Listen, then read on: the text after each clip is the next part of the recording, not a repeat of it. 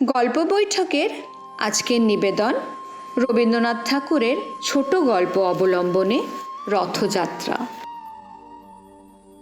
রথযাত্রার দিন কাছে, তাই রানী রাজাকে বললে, চলো রথ দেখতে যাই। রাজা বললে, আচ্ছা।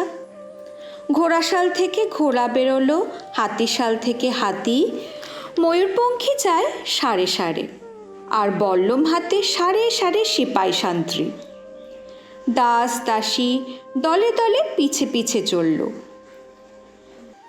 কেবল বাকি রইল একজন, রাজার বাড়ির ঝাঁটার কাঠি কুড়িয়ে আনা তার কাজ।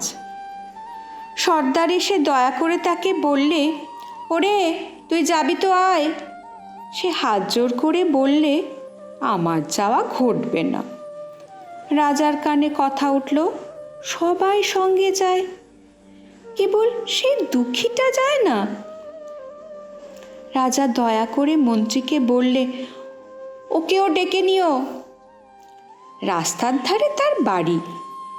হাতি যখন সেখানে পৌঁছলো, মন্ত্রী তাকে ডেকে বললে, ওরে দুঃখী, ঠাকুর দেখবি চল। সে হাত জোর করে বলল, কত চলবো? ঠাকুরের দুয়ার পর্যন্ত পৌঁছই এমন সাধ্য কি আমার আছে? মন্ত্রী বললে, ভয় কি রে তোর, রাজার সঙ্গে চলবি। সে বললে, সর্বনাশ, রাজার পথ কি আমার পথ? মন্ত্রী বললে, তবে তোর উপায়? তোর ভাগ্যে কি রথযাত্রা দেখা ঘটবে না? সে বললে, ঘটবে বই কি, ঠাকুর তো রথে করেই আমার দুয়ারে আসেন। মন্ত্রী হেসে উঠল, বললে, তোর দুয়ারে রথের চিহ্ন কই? দুঃখী বললে, তার রথের চিহ্ন পড়ে না। মন্ত্রী বললে, কেন বলতো? দুঃখী বললে, তিনি যে আসেন পুষ্পক রথে। মন্ত্রী বললে, কই রে সেই রথ?